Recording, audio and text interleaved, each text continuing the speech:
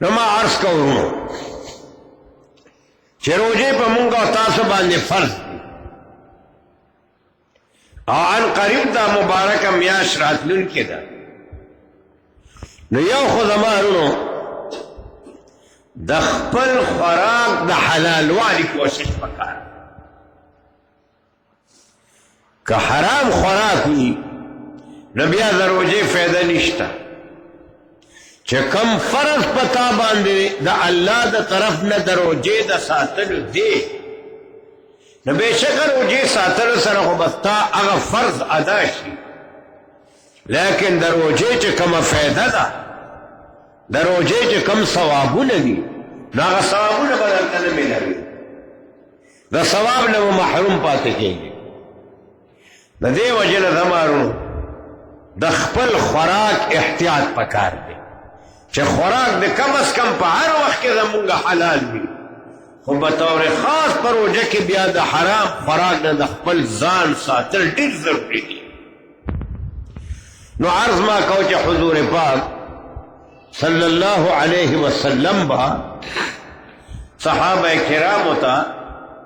د روژې د میاشتې د راتلو نه وړاندې د روژې د ساتلو ترغیب ورکولو نو ما امغه حدیث راوړل حدیث به تاسو بار بار اورئ دا نه چې تاسو به نی اورېدلې لیکن یاد بم درته نی خبره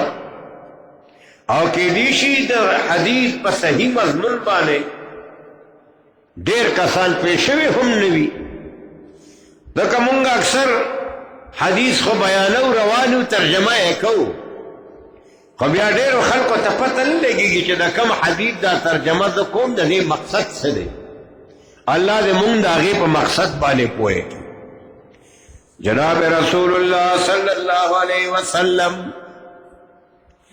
یو اوږد حدیث بیان کړی دی د سلمان فارسی رضی الله تعالی عنہ په روایت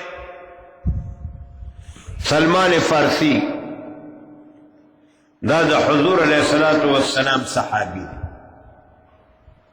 مشهور صحابی دی او د ایمان د پاره سلمان فارسی رضی الله تعالی عنہ ډیر تکلیفونه د برداشت کړي د پلار چې وو دا آتش پرستو د اور عبادت به کول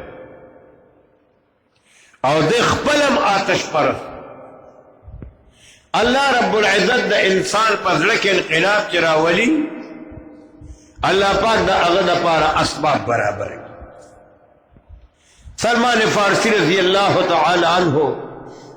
د ډېرو تکلیفونو تیر شو د غلام په حیثیت باندې خرڅ شو کله یو اغشته کله بل اغشته بالآخر د رسول الله صلی الله علیه وسلم نشاندهی ورته شو او ورته ویلی شو چې مدینه منوره ته لاړ شه او د الله رب العزت آخری پیغمبر محمد رسول الله صلی الله علیه وسلم با مدینه منوره ته تشریف وړي هلته ځان ورسوه نو سلمان فارسی رضی الله تعالی عنہ لاړو او د حضور علیه الصلاۃ والسلام د نبوت چې کوم علاماتو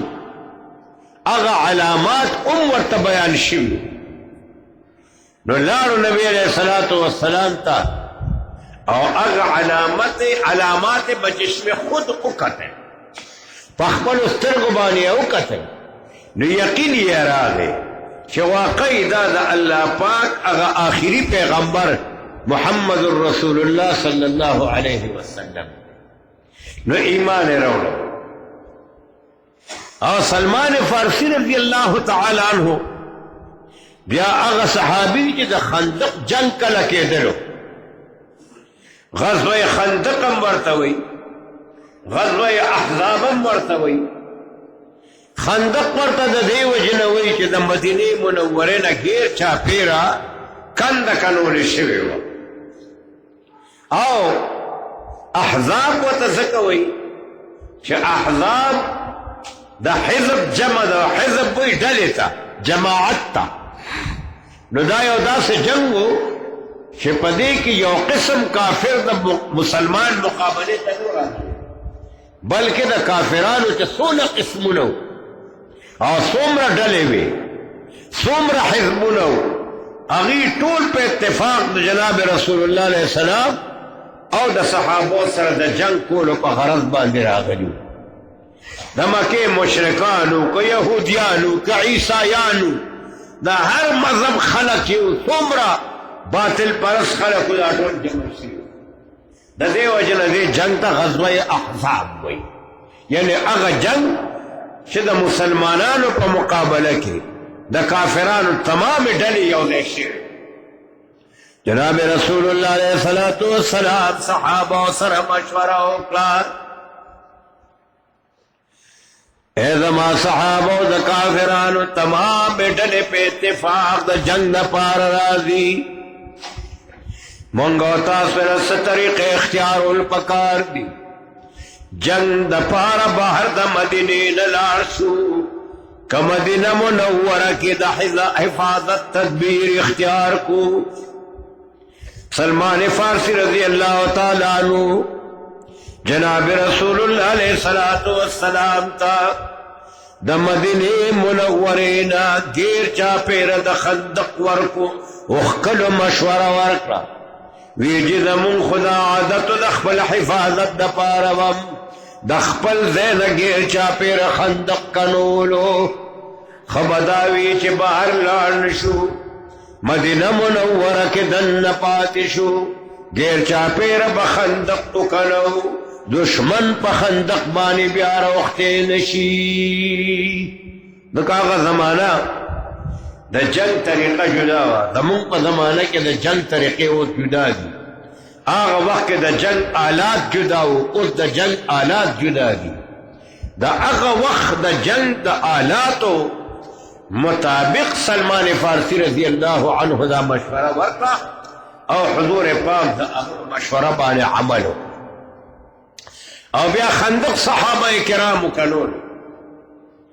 او صحابہ کرام یوازې نو دا الله پیغمبر د صحابہ کرام سره د خندق کنول په کار کې لګیا او کوم یو لګي تندې چې په صحابه کرامو باندې دغه خندق په کلولو کې تیرې شوي دي نو هغه تندې صحابه کرامو چې څنګه برداشت کړي دي هغه اولګي چې څنګه هغوی برداشت کړي دي هغه شان ته اولګي جناب رسول الله علیه السلام او تندې برداشت کړي بهرحال دغه ځان له موضوع ده ما عرض دا کړو سلمان فارسی رضی الله تعالی عنہ د جناب رسول الله علیه الصلاۃ والسلام دا حدیث پاک مونږ ورته رسول دی